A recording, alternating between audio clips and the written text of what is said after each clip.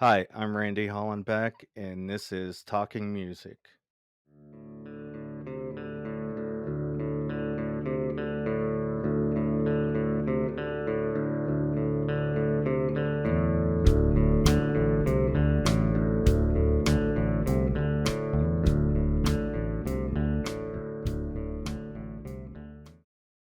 Today on the show, we have Robert Cosgrove from hard rock band Sleep Signals.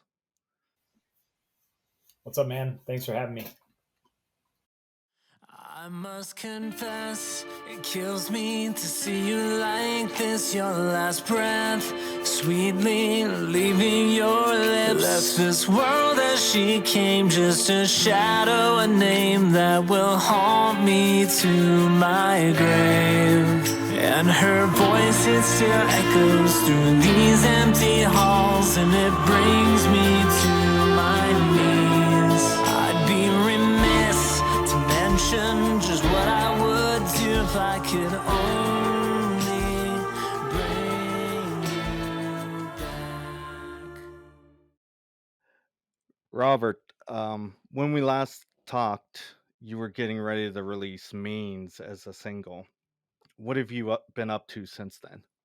Yeah, we put out actually a couple singles after Means as well. We put out Digital Sleep, The Victim, and then we actually hit the road for the first time since COVID, and that was awesome.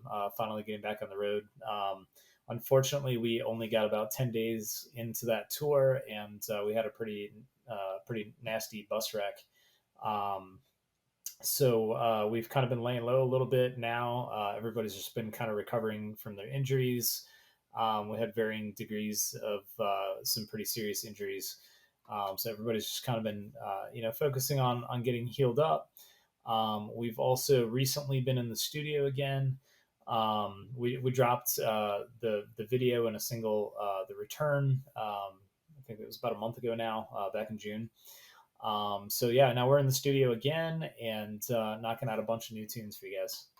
Which do you prefer, collaborating on lyrics or writing them yourself? It varies by the song. Really, like it depends what the song calls for. This last round of stuff, we've been really doing a lot of collaboration. We've been working really closely with a producer, Chris Dawson. He's been awesome to work with. We have a co-writer as well that we've been writing with in the studio. So that's been a really great experience. We went in; it was mostly Grant and myself went into the studio and collaborated with those guys to write the lyrics, and it went really, really well. I'm really happy with how it came out. Previous efforts, I have done stuff just by myself, and otherwise I've worked with the producer in the studio. It just really depends on what the song is and what it calls for. Do you think a band can survive without being on a record label? I definitely think bands can survive without being on a record label. I hope that we're a testament to that. We've been independent our entire existence, and we're really proud of that. Um, I think that record labels have a lot to offer bands. They can get you on big tours and get you big opportunities that are really difficult without a record label. But we've been fortunate enough to build a really strong team on our own, and get a lot of those same opportunities. And our guys over at our radio promoter over at Landshark and everybody's been able to help us get on the radio, and we've been able to do a lot of damage as an independent band. So, um, you know, definitely a lot of opportunities that you can get from being on a label, and it can definitely fast track a lot of those things for you. But we've definitely been able to thrive as an independent band. Which do you prefer, releasing a single or just putting out an album? I think the single route has really actually kind of been the way to go lately. I feel like it's been a lot more beneficial for us. Release a bunch of singles, and then when you've released enough singles to put out on an album, you put out the physical album. Um, Physical albums are, I feel like kind of becoming a thing of the past a little bit. there is still something said, you know, about a tangible disc, or especially vinyl is really popular right now. Being, again, us being an independent band, anytime that we're getting on a bigger tour, anything like that, the only thing that helps us stay afloat on those tours is selling CDs and shirts and stuff. So, physical discs are still really important to us as an independent band.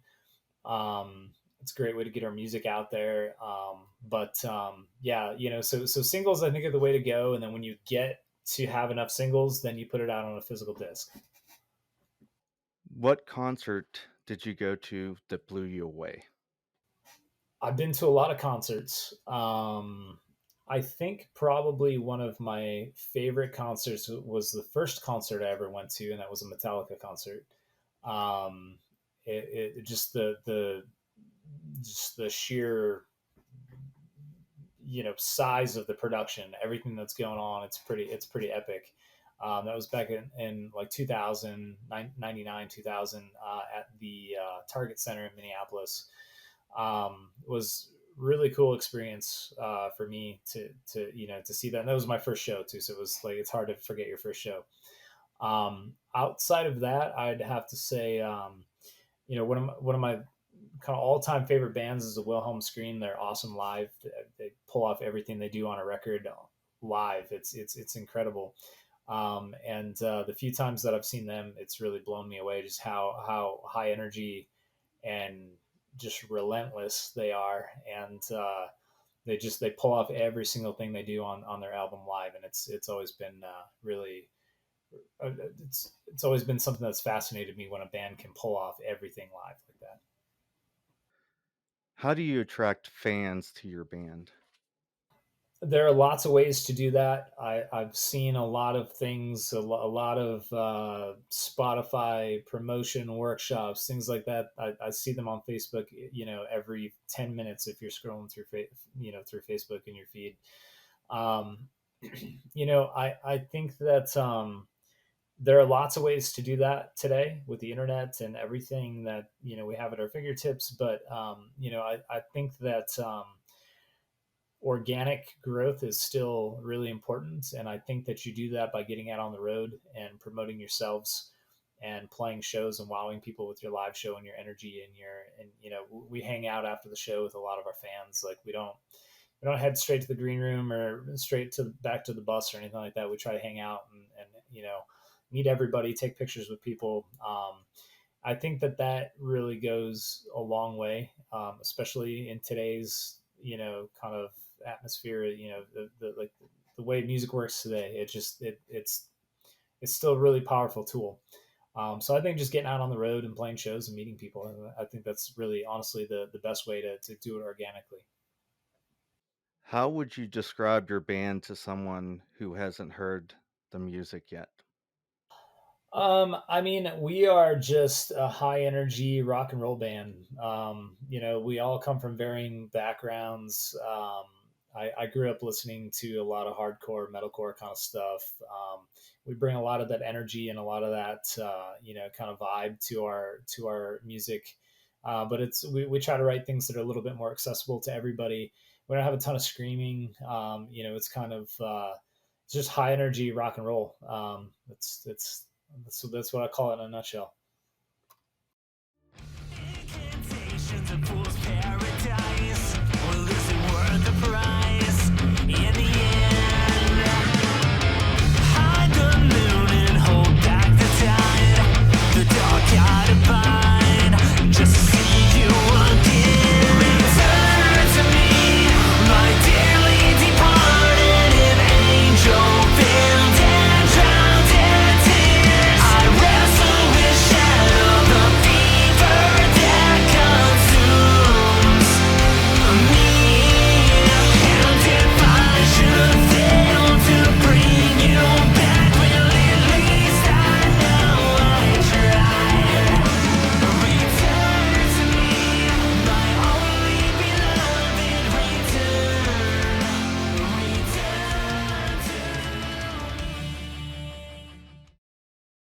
Do you place any yearly goals on yourself and the band?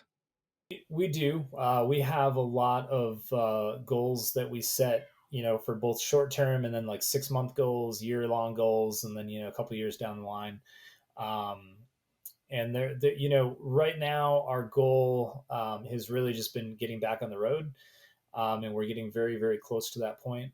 Um, for anybody that's not aware, we had a really bad bus wreck back in August of last year, so almost a year ago, about 11 months ago. We were out on tour with POD and from Ashes to New, and got hit by a semi truck, rolled their bus. Everybody was in the hospital for a long time. Lost all of our gear, unfortunately. So we are just kind of in the process of repurchasing all of our gear and putting everything back together and reprogramming all of our backing tracks and our production tracks and everything. Getting all of our light. I'm at my desk in my office right now, programming the lights. There's so much work that goes into getting out onto the road. So that's kind of our number one goal right now is to try to get back on the road. We're hoping to announce some dates pretty soon. And then outside of that, we're looking forward to releasing this new music and really hoping that we can, do another really big radio push here, and try to get some tunes back on Octane and FM stations and everything.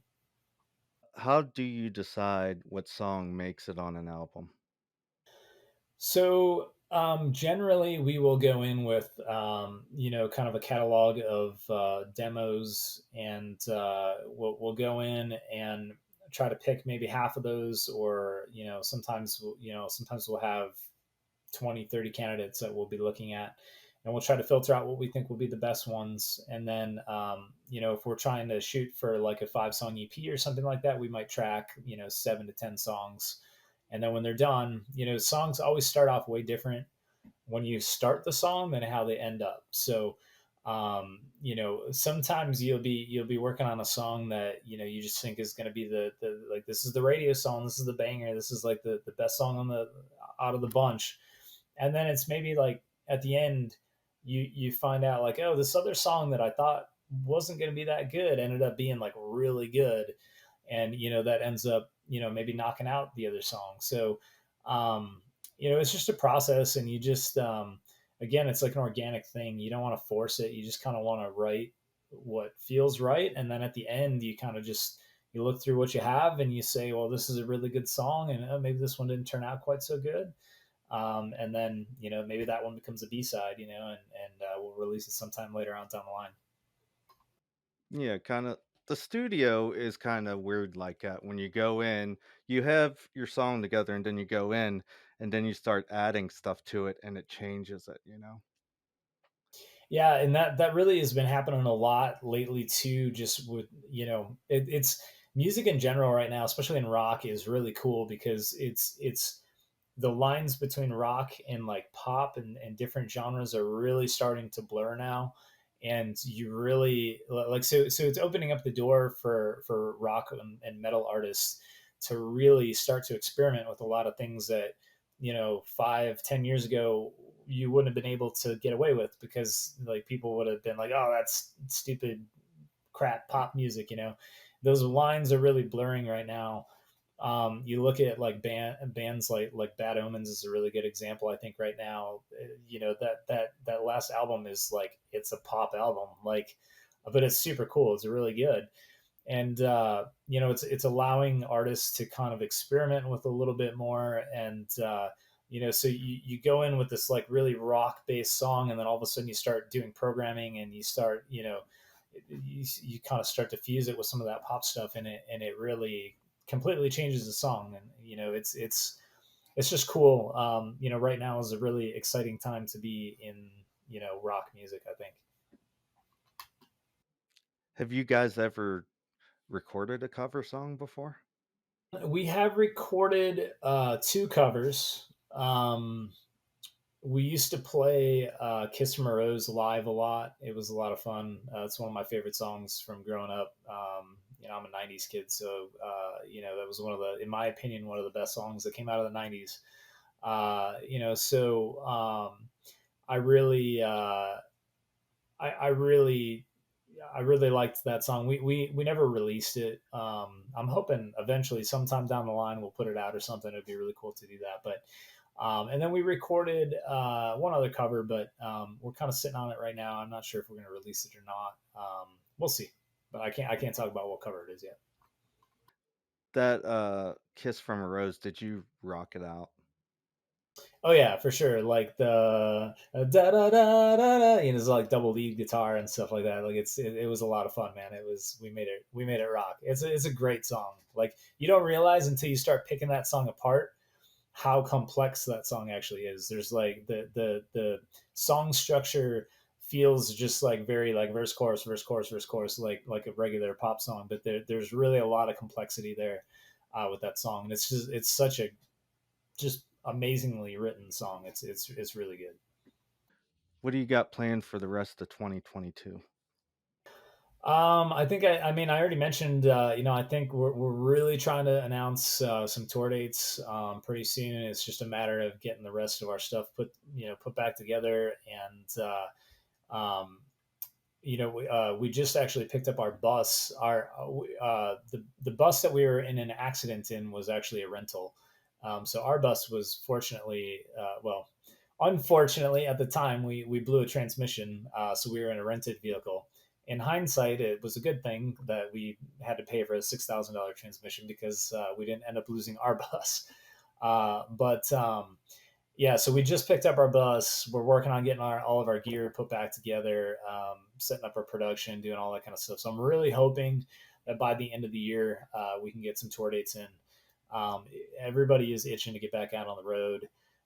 Nobody's looking forward to being in a van or a bus or anything like that again for a while, but we are looking forward to the fan interaction and hanging out on tour and playing music every night. That stuff, I mean, I think any of us would do anything to get that back. So really looking forward to trying to announce some dates this year.